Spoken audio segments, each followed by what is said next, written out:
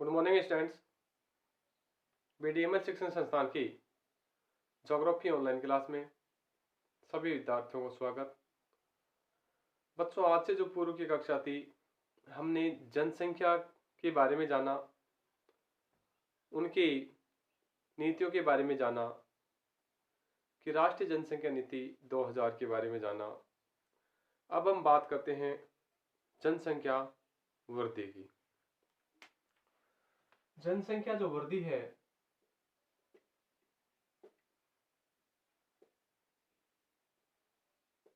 जनसंख्या जो वृद्धि की जो स्थिति है वो अलग अलग वर्षों में अलग अलग मानी गई है। कहीं मंद जनसंख्या वृद्धि, कहीं तीव्र जनसंख्या वृद्धि और कहीं स्थिर जनसंख्या वृद्धि। ये सभी जनसंख्या वृद्धियों की जो स्थिति है वो देखी गई है। तो पहले हम सबसे पहले जनसंख्या जो वृद्धि है इसकी परिभाषा की एक बार जानकारी कर लेते हैं कि जनसंख्या जो वृद्धि है उसको किस तरीके से परिभाषित किया जा सकता है। यानी कह सकते हैं किसी समय की निश्चित समय अवधि में कि जो बीच में जो जनसंख्या में जो भी परिवर्तन होता है वो जनसंख्या वृद्धि कहलाती है। जनसंख्या वृद्धि मित्रों धनात्मक भी हो सकती है, ऋणात्मक भी हो सकती है। अगर जनसंख्या वृद्धि धनात्मक है तो उसकी जो प्रतिशत जो वृद्धि है वो बढ़ेगी, ऋणात्मक है तो उसकी जो प्रतिशत जो दर है वो घटती दिखेगी। तो ये थी जनसंख्या वृद्धि। किसी समय एक निश्चित समय अंतराल में की होने वाली जो जनसंख्या है उसमें जो परिवर्तन होता है वो जनसंख्या वृद्धि कहलाता है।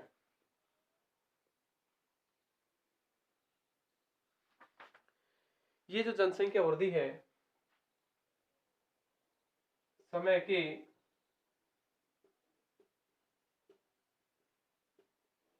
निश्चित अंतराल पर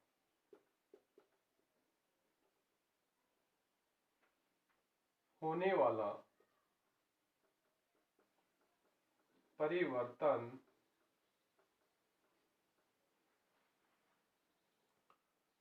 जनसंख्या वृद्धि कहलाता है।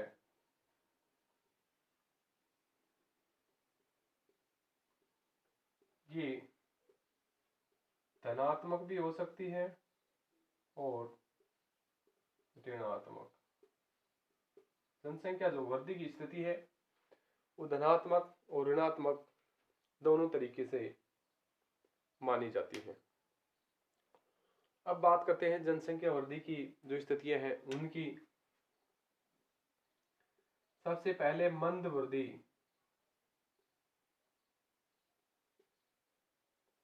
तो जनसंख्या वृद्धि की जो स्थिति है मंदवर्ती काल 1901 से 1921 का काल। मंदवर्ती काल 1901 से 1921 का जो काल है मंदवर्ती काल कहा गया है। स्थिर वृद्धि काल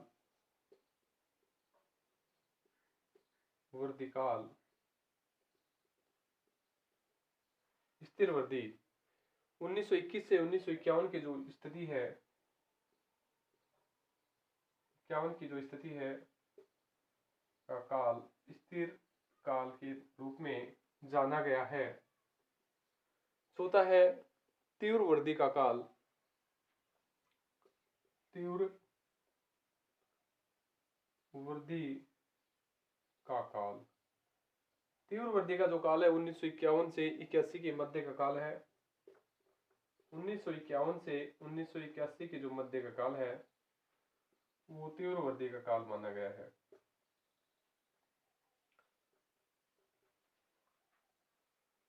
अगला जो काल है घटती वृद्धि का काल।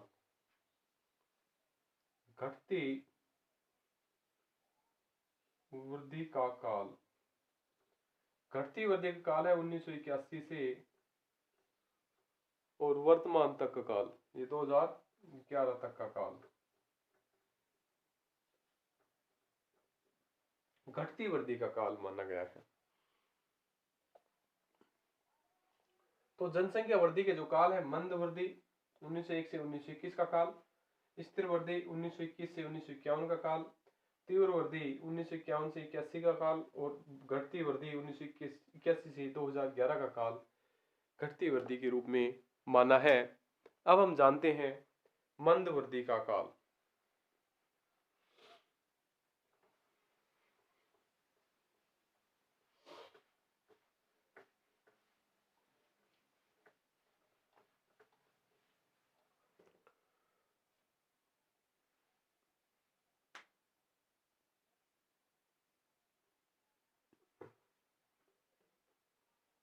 मंद वृद्धि का काल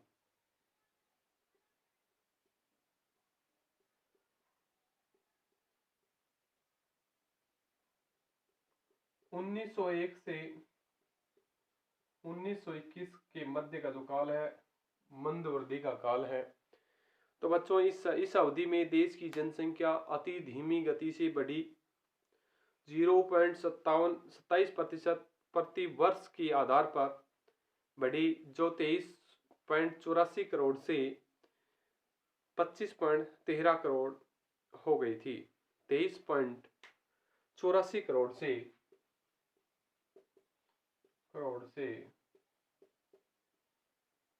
बढ़कर 25.13 करोड़ हो गई।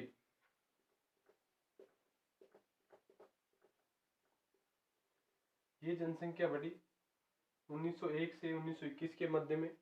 मंद जनसंख्या वृद्धि थी। इसकी जो बढ़ने की जो दर थी 0.27% प्रति वर्ष मानी गई। ये जो जनसंख्या वृद्धि की जो प्रतिशत की आधार है, बढ़ने की जो दर है 0.27% प्रति वर्ष बढ़ी। फिर स्थिति ये बनी कि 1911 से 1921 के मध्य में अकाल, महामारी, अनेक स्थितियां पनपी, अन्न का अभाव हो गया, जिससे जन्म दर बढ़ने के साथ मृत्यु दर की स्थिति अधिक होने से एक नकारात्मक वृद्धि दर्ज की गई। किस समय? 1911 से 1921 के मध्य में। पूछा जाए 1911 से 1921 के मध्य में महामारी, अकाल और अन्न का अभाव, अन्न अभाव के कारण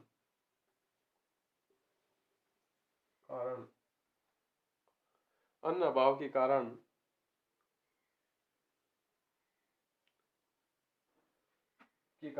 जनसंख्या में जन्म दर के साथ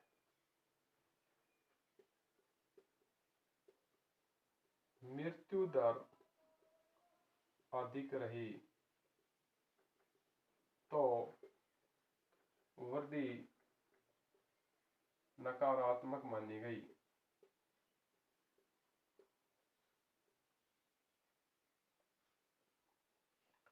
वृद्धि 0.27 थी, जो 23.84 करोड़ से बढ़कर कितनी हुई थी? 25.13 करोड़ 1901 से 1921 के मध्य में। 1911 में महामारी, अकाल, अन्न अभाव के कारण जनसंख्या जन्म दर के स्थान पर साथ साथ मृत्यु दर अधिक रही, इस कारण मंद वृद्धि दर मानी गई।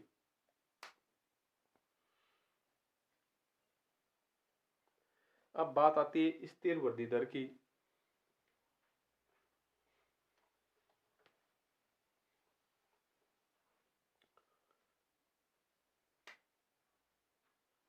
स्थिर वृद्धि दर का काल, ये काल है 1921 से 1951 का काल। इसमें जो स्थिति है वो देखी गई कि 1.45 की दर से 45% की दर से जनसंख्या बढ़ी। क्या दर रही? 1.45। 1921 से 1951 के मध्य जो जनसंख्या वृद्धि की जो दर थी 1.45% रही।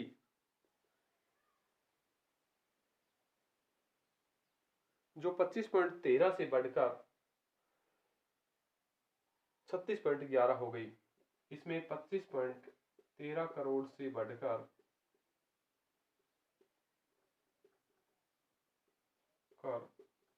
36.11 करोड़ हो गई।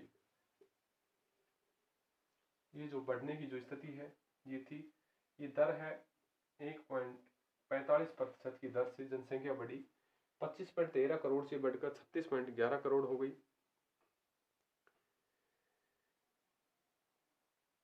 इस समय जो 11 करोड़ की जो वृद्धि हुई, इस समय 11 करोड़ की वृद्धि हुई।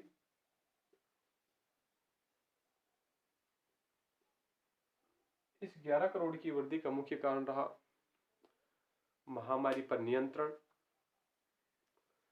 अकाल पर नियंत्रण और मृत्यु दर की कमी और जन्म दर की धीरे धीरे वृद्धि होने के कारण ही ये स्थिति मानी गई।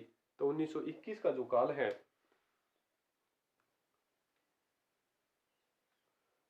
का जो काल है, ये भारतीय जनसंख्या में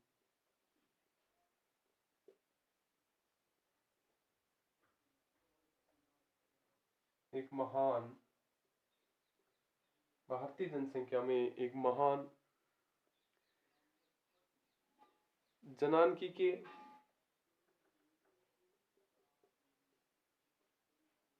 विकास का काल रहा।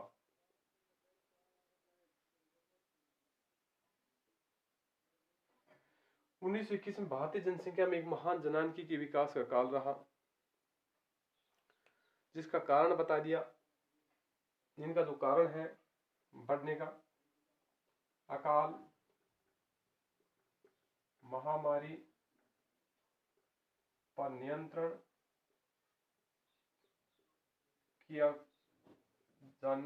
किए जाने पर जनसंख्या वृद्धि हुई। स्थिर वृद्धि का काल, यानी इस समय जो जनसंख्या थी, जनसंख्या तो बढ़ी थी, पर पहले जो मंद गति की जो जनसंख्या थी उनका एवरेजन औसतन निकालते हुए एक जनसंख्या का स्थिर स्वरूप देखा गया। अब बात आती है तीव्र जनसंख्या वृद्धि का काल।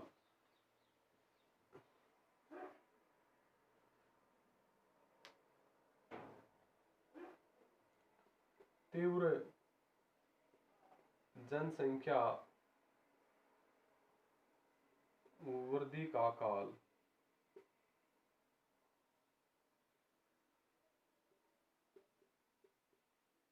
ये जो स्थिति रही 1951 से 81 के मध्य रही, तीव्र जनसंख्या वृद्धि का काल। इसे द्वितीय जनानकी के विभाजक कहा गया। प्रथम जो जनानकी के विभाजक था 1921 में कहा गया, और द्वितीय जो जनानकी विभाजन है वो 1951 को कहा गया। किस वर्ष को कहा गया? 1951 के वर्ष को द्वितीय जनानकी के विभाजक पूछा जा सकता है। प्रथम जनानकी के विभाजक 1921 और द्वितीय जनानकी के विभाजक 1951 के वर्ष को कहा गया। इसके बाद जनसंख्या देश में तीव्र गति से बढ़ी, तीव्र गति से लगातार बढ़ती गई। इनके बढ़ने का कारण भी यही था कि जो जनसंख्या वृद्धि, अकाल और महामारी की जो स्थिति थी, अन्न गंडाण की जो स्थिति, उन पर संतुलन पा लिया था, काबू पा लिया गया था। इनमें जो बढ़ने की दर थी वो थी 2.2%। 2.2% बढ़ने की दर मानी गई। पहले थी 0.27, दूसरी वर्ष हुई 1.45 और अब हुई 2.2%। जो 1961 और 71 में जो बढ़ने की दर थी वो सर्वाधिक रही, वो रही 24.8% दशक। 24.8 थी प्रतिशत बढ़ने की जो दर थी वो सर्वाधिक रही। इसमें जो स्थिति थी उनमें मृत्यु दर में मृत्यु दर थी मृत्यु दर 27 प्रति हजार से घटकर 15 प्रति हजार रह गई। ये स्थिति बनी कि 27 प्रति हजार से घटकर 15 प्रति हजार देखी गई। वो जो जन्म दर थी, जन्म दर की जो गिरावट में 4 प्रति हजार मानी गई। जन्म दर की जो गिरावट थी 4 प्रति हजार मानी गई और इसमें जो गिरावट थी 27 से घटकर 15 रह गई। इसमें लगा सकते हैं अनुमान कि यहाँ 12 गिरावट है और यहाँ 4 है, तो जनसंख्या तो निश्चित रूप से बढ़नी है। तो इस स्थिति को देखते हुए जनसंख्या में एक अचानक विस्फोट की स्थिति पैदा हुई। उस विस्फोट की स्थिति को रोकने के लिए कुछ कार्य किए, कुछ नियम बनाए और अगला काल आता है घटती वृद्धि का काल।